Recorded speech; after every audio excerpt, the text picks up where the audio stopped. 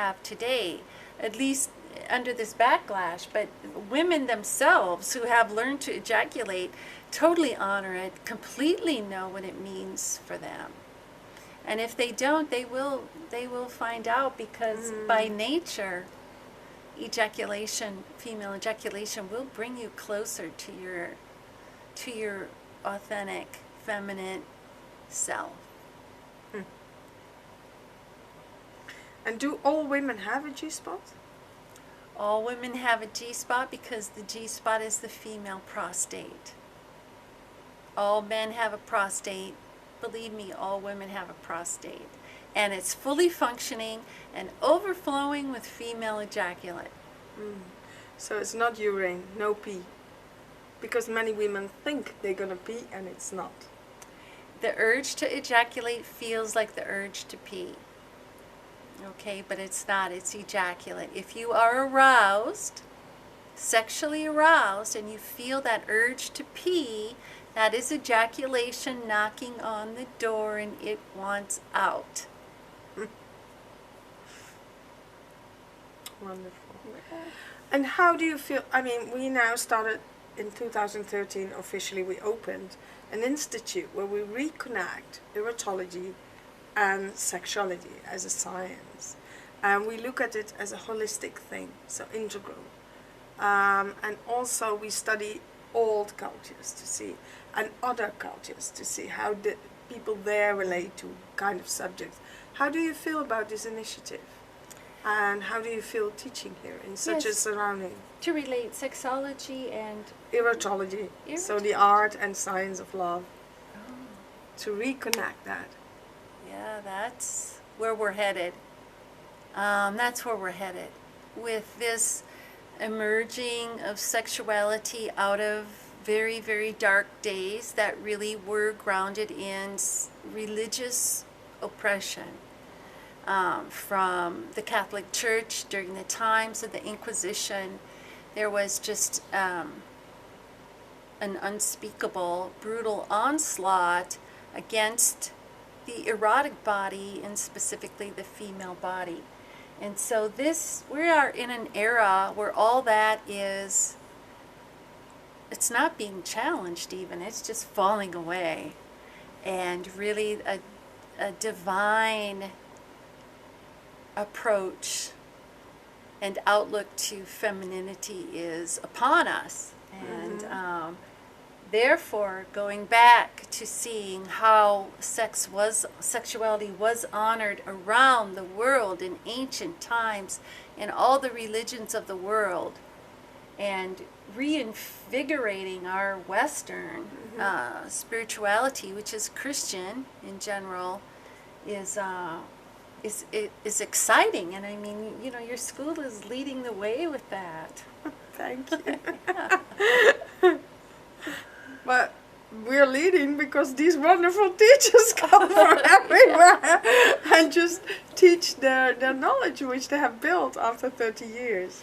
What would you like to share with a world audience? What is important? What comes deep out of you talking about this? Oh boy, I mean, it is about femininity, its inherent nature. Is the love of femininity and its sexual nature, which is not only passionate and fun-loving and wild and exploratory, but, you know, as well as nurturing, loving, connecting. Yes, expanding.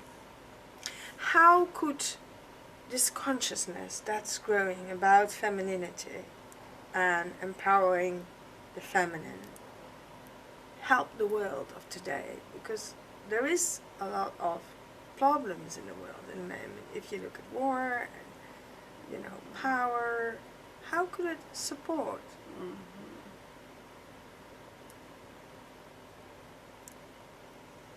It supports because it nurtures the masculine, and it nurtures it in a balanced way.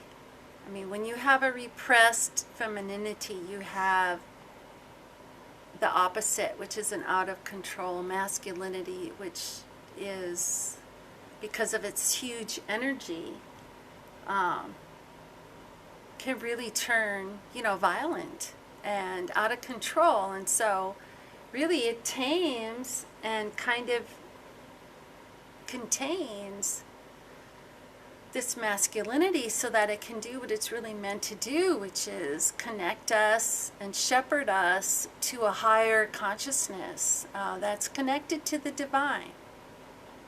And men lead that way.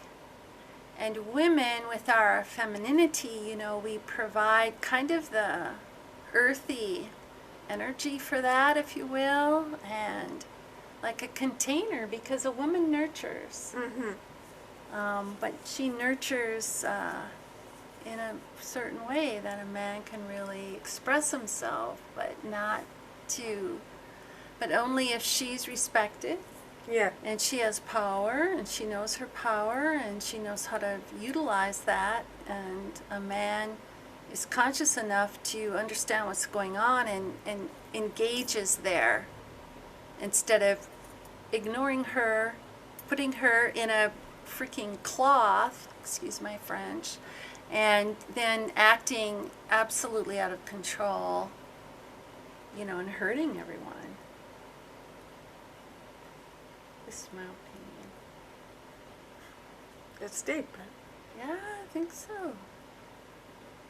So sexuality is at the root of our society, at the root of how we raise our children, how we educate, how we balance powerful elements in a society, you would say, or not? Yes, I would say.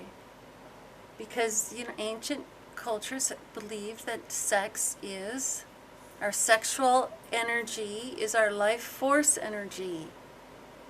That's our energy as humans, that we're alive. So you can't get any more at the source than that. So it is important that we clean up this muck that's been that has covered over our beautiful, beautiful sexuality. We have to clean it off, and it's a jewel, and bring it out of the mud, clean it off, look at the beauty and the knowledge, the deep knowledge that it has to offer us. It is the healing that this planet and the humans on this planet need. It has been buried. It's been shamed. It's been covered up, and we're brushing it off. It's arising because the time has come.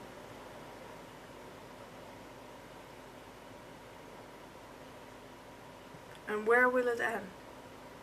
What is your vision of the future? You too can do this and more. Who said that? It was Jesus, right? He said this. You too can do this and more. He was telling us something about who we are and what we're capable of being as human beings. Much, much more. We create our own hell here, right now. Look around. And we don't have to live that way. And he showed us over and over and over how to do it. And so we're just learning now to listen and follow that example. I mean, that to me is the future path. Yeah, the path. Yeah. And so pure natural sexuality transcends into love. Universal love. Yes, it does. Yeah. Yeah.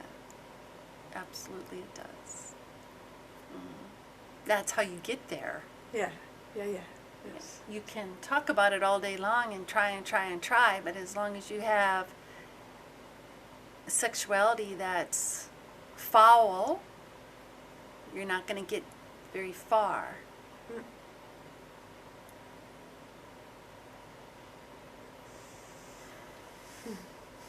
So beautiful. Yes, What are you saying? Thank you. Yeah, Thank you. Thank you for having But you were this teaching. Yeah, venue to grow and share. of course.